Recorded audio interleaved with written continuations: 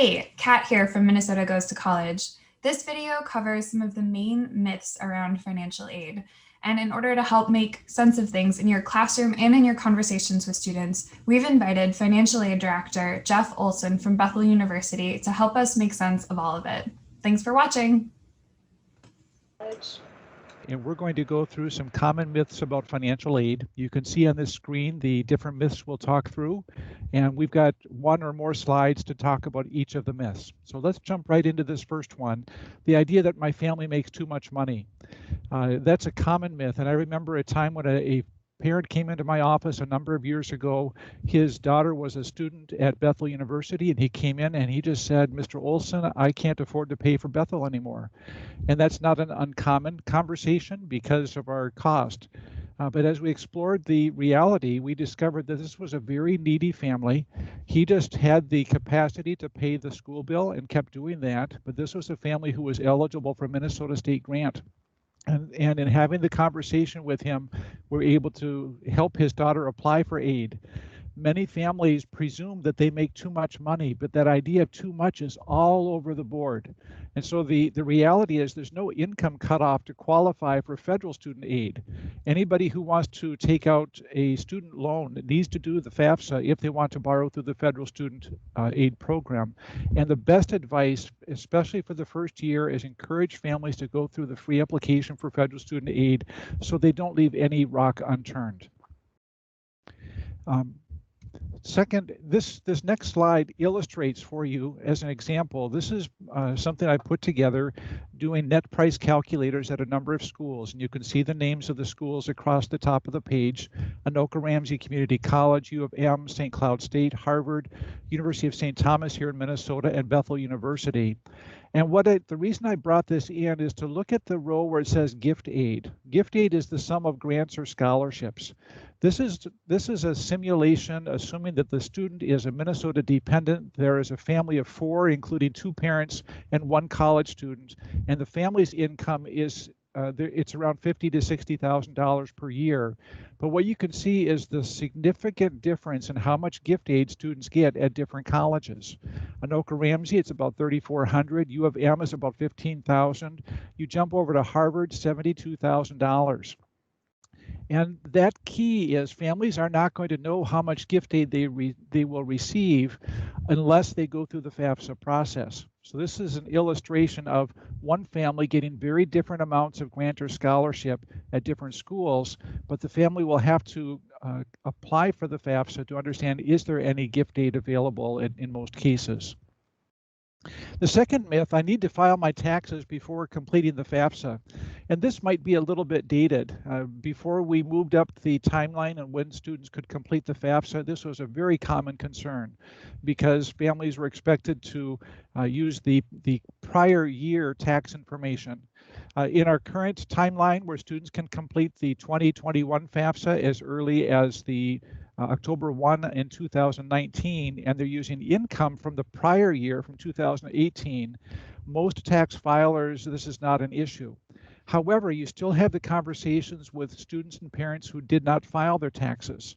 Maybe they should have and they didn't, or in many cases, our students didn't earn enough money in the prior year to be required to file taxes. And so it's important that they don't see that as a roadblock and recognize there is a question on the FAFSA where if they did not file their taxes, they just say, I did not file taxes or I will not file my taxes, and they can move on.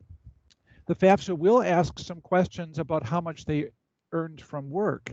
And again, for dependent students, the need analysis formula for the 2021-22 school year, if students are earning less than $6,000 and some dollars in a calendar year, their earnings are going to be completely excluded from the need analysis calculation.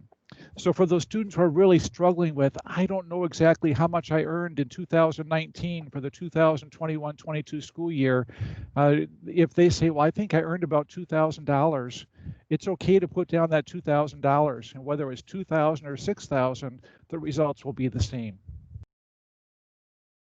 Myth number 3, the FAFSA is too hard to fill out. This resonates with me big time. Right now it's open enrollment with our our health insurance, and my wife and I are just agonizing over what do we do with our health insurance, because what happens if we choose the wrong plan and we're paying too much out of pocket for insurance we don't use. And the FAFSA has that same concept. You look at the questions, and if you're not familiar with the kind of narrative that's in them, you can be overwhelmed by the questions. And it's also just this fear of, what if I answer the questions wrong? Most families today are completing the FAFSA online. They're doing the FAFSA on the web. And one of the nice things with the FAFSA on the web is there is skip logic built into the tool so that you don't have to answer all of the questions. It even gives an opportunity to download your income information right from the IRS, and many families are able to take advantage of that, make it easier to fill out the FAFSA. The average time, this is from the U.S. Department of Education back in 2015, the average time to complete the FAFSA is about 21 minutes. So if families are able to use the FAFSA on the web or use the mobile app, it should be pretty straightforward. That said, there are also FAFSA completion events, and there are people available to help individuals complete the FAFSA, and not to be embarrassed at all about asking for some help. And there are many people available to be able to help them get the FAFSA completed. Myth number 4, my grades are not good enough. High school grade point average is not a factor in most federal financial aid programs. I think the only aid program on the federal side where the high school GPA comes into play is eligibility for the federal TEACH grant. But things like the federal Pell Grant or Minnesota State Grant or federal direct loans, those types of programs do not have a GPA component. Students will need to demonstrate satisfactory progress moving forward. And in most cases, that's satisfied by having a C or better and completing most of your credits in order to continue receiving the aid moving forward. But lower grades should not be a reason to not complete the FAFSA. Myth number 5, my race or ethnicity makes me ineligible for aid. There are some basic eligibility requirements for federal and for state aid, but ethnicity and in most cases age are not considered. There is a slight issue around age, but students who are graduating from high school, they're old enough to qualify for federal aid. There is an exception if you're a Doogie Howser type of person where you're 12 and you graduated from high school because you're so brilliant. There's some unique criteria there, but most of the students we're working with are not going to be in that category. Myth number 6, I support myself so I don't have to include parent information on the FAFSA. That's really common. The FAFSA asks a number of questions, and we've got them laid out here.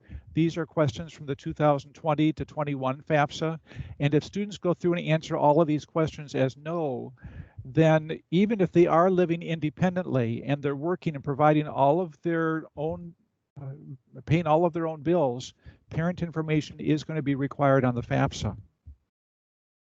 Myth number 7, I only have to do the FAFSA once. The reality is students will fill out the FAFSA every year that they're in school in order to continue qualifying for federal student aid. Now, in some cases, there may be students who they go through and they do the FAFSA in year 1. They don't need federal loans. Maybe they don't qualify for any need-based government grants like the Minnesota State Grant or the federal Pell Grant. And maybe they're going to a school and all they're receiving is a merit scholarship. In that case, the students might want to check with their school and see, does the school require them to complete the FAFSA each year in order to get gift aid that's offered by the school. And so there may be some students who won't do the FAFSA in year 2, but students who, even if all they're borrowing is the unsubsidized direct loan, they will need to complete the FAFSA every year. And so best practice is to assume you're doing the FAFSA every single year. Myth number 8, I didn't qualify for financial aid the first time around, so I won't qualify again. In many cases, that might be true. If the family situation hasn't changed and you're a family of 4 and there's one student in college and you're earning $500,000 a year and you're going to a community college, you're not going to be qualifying for a federal Pell Grant or a Minnesota State Grant. You're not going to be qualifying for a subsidized loan. But if there's a job loss or something due to COVID and your income has gone down drastically, or maybe there's a change in marital status, or maybe instead of 2 students instead of one student going to college, maybe there's two students going to college. Some of those factors can change, which might move students into eligibility for better types of aid. And sometimes there's a grant or scholarship eligibility change, which the students won't know about unless they're applying for financial aid. So again, best practice is to anticipate completing the FAFSA every year that they're in school. Myth number 9, always decline financial aid offers that include loans. Frankly, when I was searching online to get a list of what are these different myths around the financial aid process, this one caught me off guard.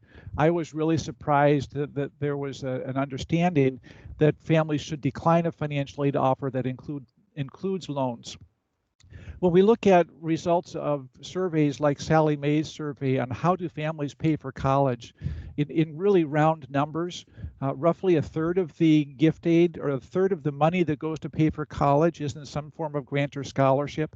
About a third ends up being in the form of cash that the families are paying out of pocket, and about a third ends up being in loans. And it's really common for students to take out some amount of debt. And so be careful not to just reject the financial aid offer automatically because it includes student loans. Rather, students have the choice to decline the student loans. They don't have to borrow a loan just because it's included in the financial aid package. Also watch for opportunities to get some type of a job on campus or through some type of a work study opportunity. And keep in mind that work study is different than the other types of financial aid, because if the student is offered federal work study or Minnesota work study eligibility, what that is permission to look for a job on campus.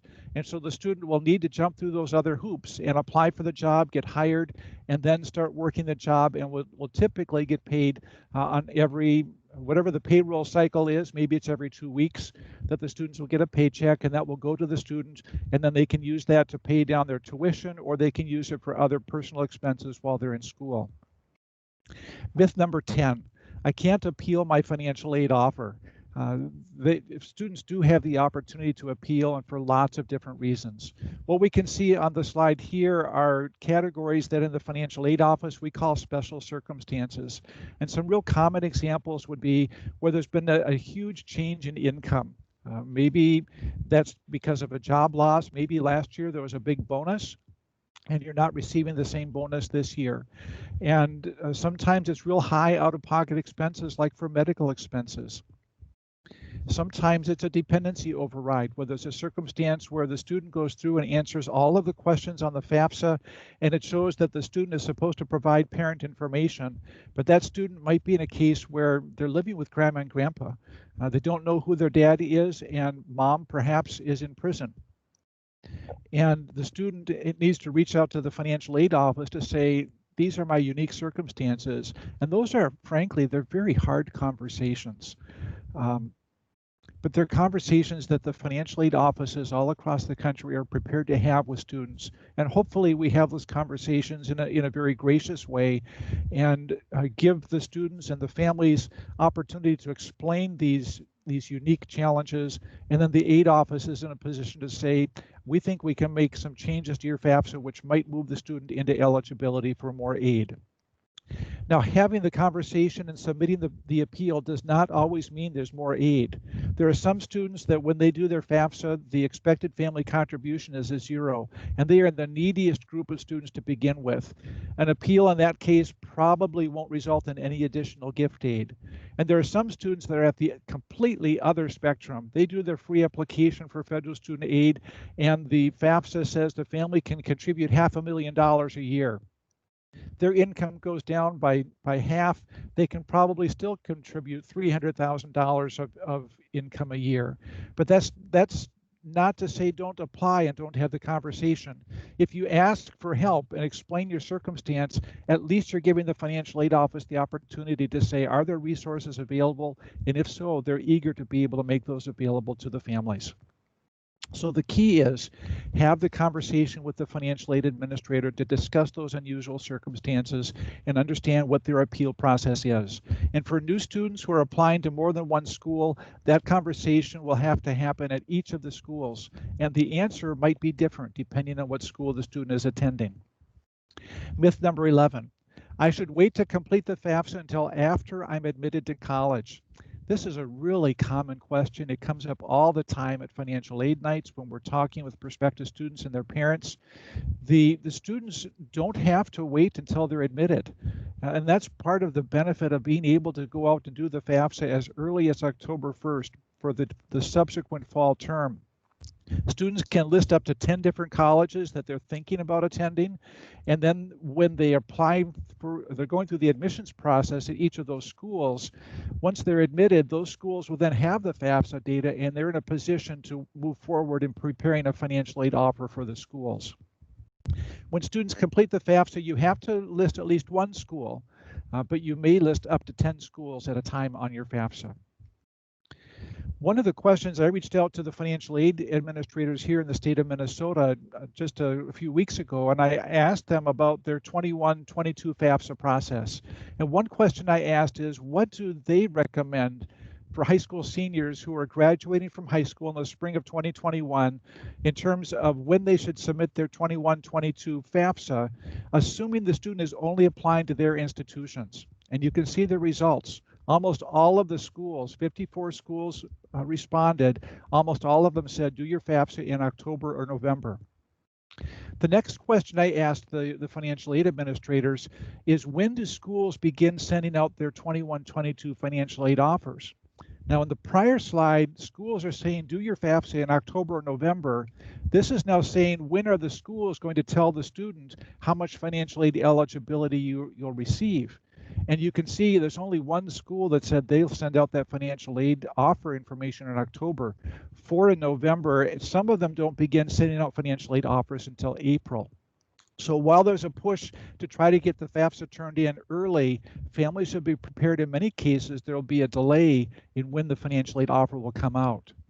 Now, this is a different look at that data. This is looking at four-year colleges. So Mankato State, University of Minnesota, St. Thomas would be in this group.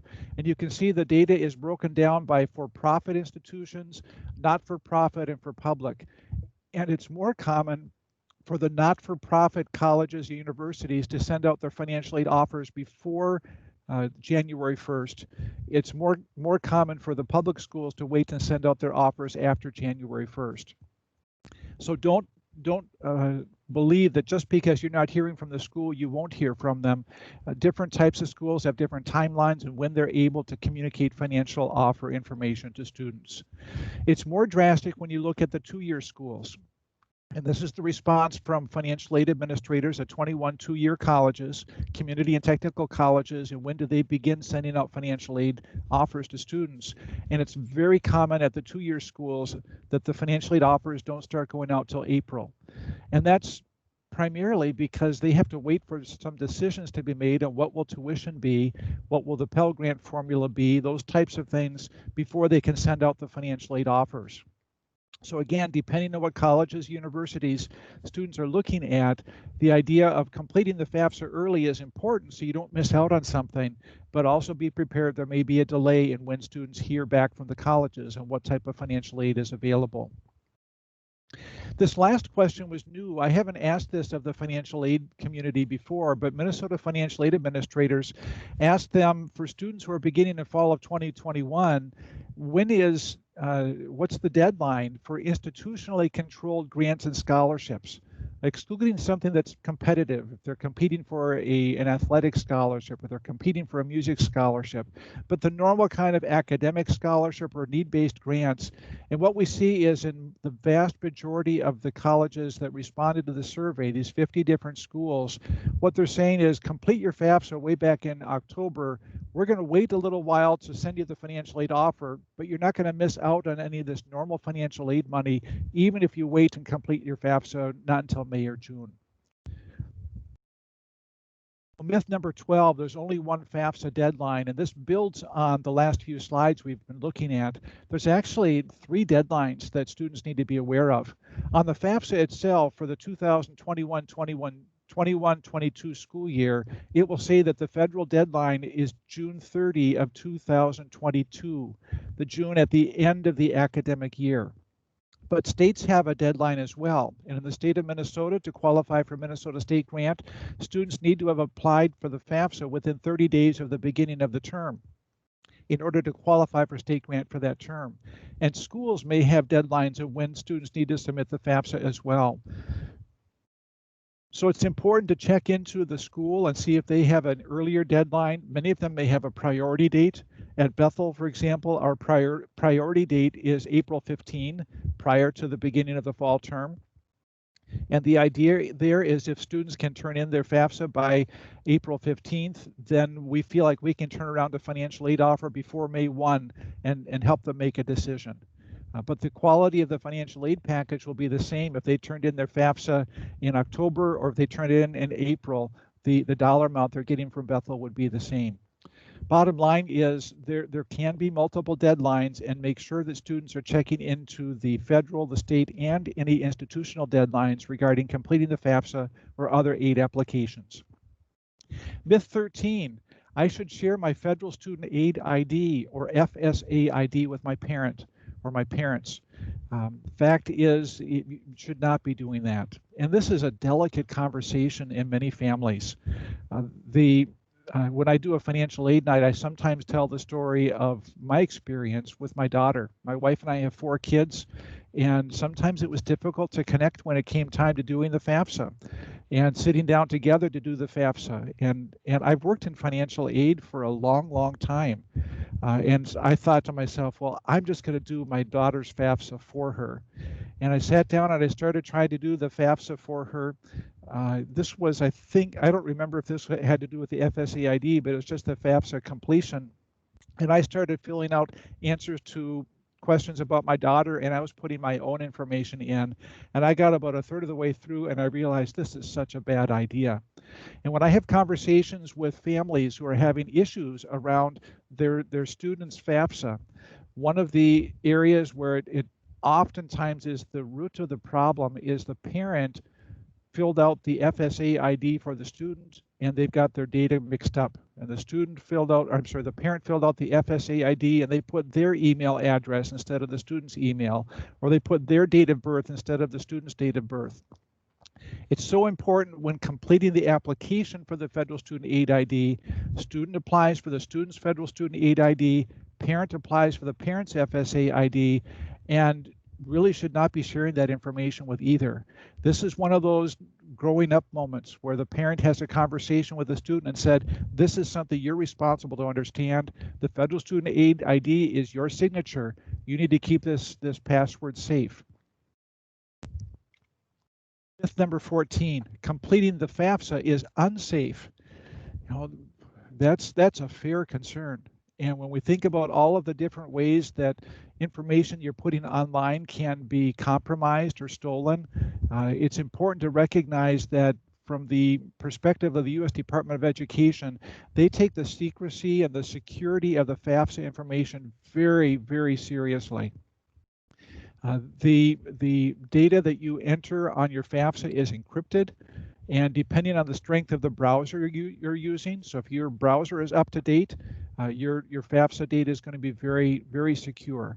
An example of what the U.S. Department of Education is doing to protect that data is if you use the IRS data retrieval process, after the data is populated on the FAFSA, you're not going to see the amount of the adjusted gross income. It's just going to say data retrieved from via the IRS data retrieval process.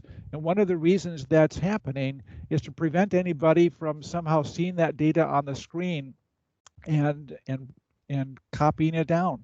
So the Department of Education has been very careful to make sure that the FAFSA data is secure. Probably the bigger challenge for most of us is we may not be as careful as we need to be around protecting ourselves from identity theft. And so there's a tip here, there's a documentation, just a one-page summary about federal student aid and identity theft, and it's a good thing to review and remind ourselves of special precautions that we can take to protect our information from being stolen. Myth number 15, Undocumented students, students who are living in the United States, they're not US citizens, they're not eligible non-citizens. Undocumented students won't get any money, so why bother applying for financial aid? An undocumented student who plans on attending a Minnesota college should complete the Minnesota DREAM Act application. Minnesota is unique compared to many other states where there are financial aid opportunities available for students who live in Minnesota. They graduate from Minnesota high school, they attended a Minnesota high school for at least 3 years, and they are willing to comply with selective service, providing proof of lawful immigration if needed. Currently, that's not a requirement, but that's part of the law. And students who go through the Minnesota DREAM Act process, instead of completing the free application for federal student aid, that opens the door so they can be considered for in-state residence tuition rates, which reduces the tuition rates substantially. It also opens the door for for state financial aid programs like the Minnesota State Grant, and for privately funded financial aid through public colleges, universities. And at some private schools, like at Bethel, students who go through the DREAM Act process can, in some cases, be considered for need-based institutional grants or scholarships. So just because somebody is undocumented should not be a barrier that prevents them from pursuing higher education. In particular, if they meet the criteria for the Minnesota DREAM Act, strongly encourage them to apply for the Minnesota DREAM Act. 16, if I'm not eligible for FAFSA money, I won't qualify for any financial aid. A lot of families will complete the free application for federal student aid, and when you get to the confirmation page, it answers the question if you're eligible for federal Pell Grant. And for many families, they may not be eligible for federal Pell Grant, but that doesn't mean they're not going to qualify for other types of grants and scholarships. And this slide shows that in 2017-18, about $1.5 billion in grants and scholarships went out to students enrolled in undergraduate programs here in the state of Minnesota.